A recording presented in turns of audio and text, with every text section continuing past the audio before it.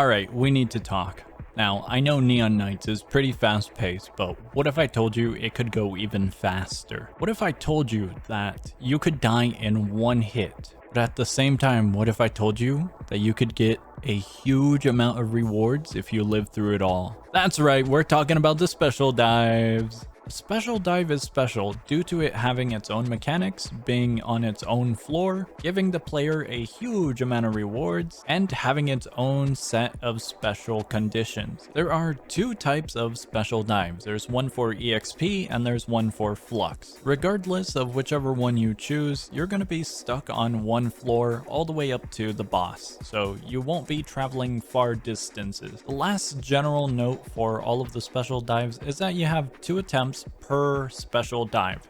So if there are 3 special dives, you can do 2 attempts in each of the 3. However, to even start a dive, you first have to meet the conditions. There's a level requirement for all of them, and you have to already have been to the area. The last condition is just that you can't bring too many friends. Let's go over EXP and then we'll go over Flux. Special dives for EXP are gonna have 3 missions. The first one's gonna be attempt, the second one's gonna be complete, and the third one's gonna be completed in 10 minutes or less. The dive itself is really interesting. Instead of going through door to door, it's gonna have a special score meter for each room. The better you perform, the better rewards you will get. When you start off, there's gonna be a really cool pillar, and it'll give you 3 items for the start of your journey, along with some cash so you get a head start.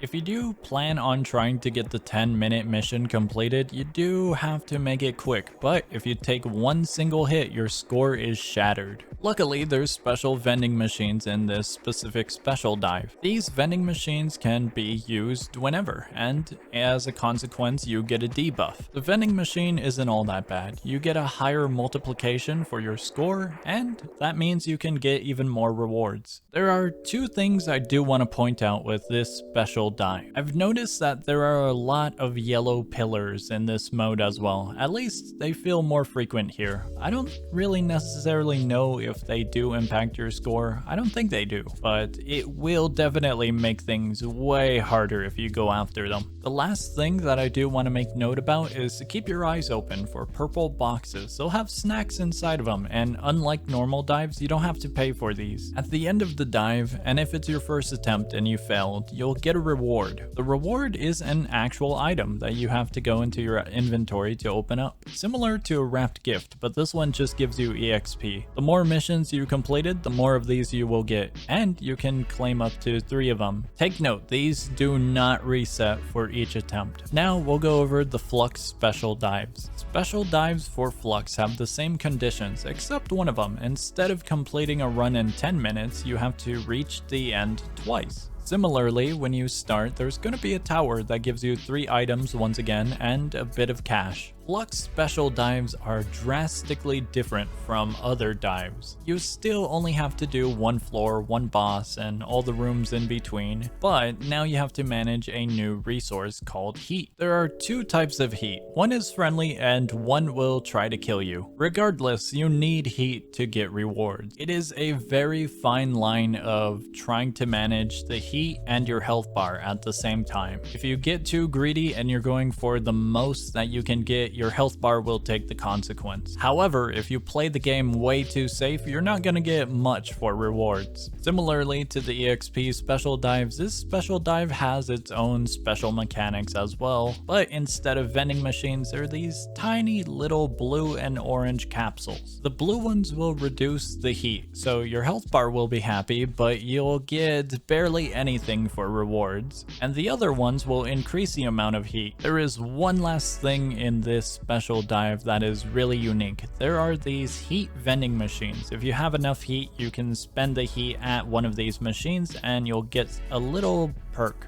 However, you don't actually spend the heat, you still have the heat. Clearing rooms and using the blue capsules whenever you need them the most is gonna be the best way to approach this situation. Once again, at the end of it, you'll get a reward if you completed any of the missions. And that is everything for special dives. If you're new to the game, or if you're just curious, leave a comment down below if you got any questions, or check out the other videos I made on this game. I hope this video video was very informative and helpful, and that's gonna be all. I will see ya.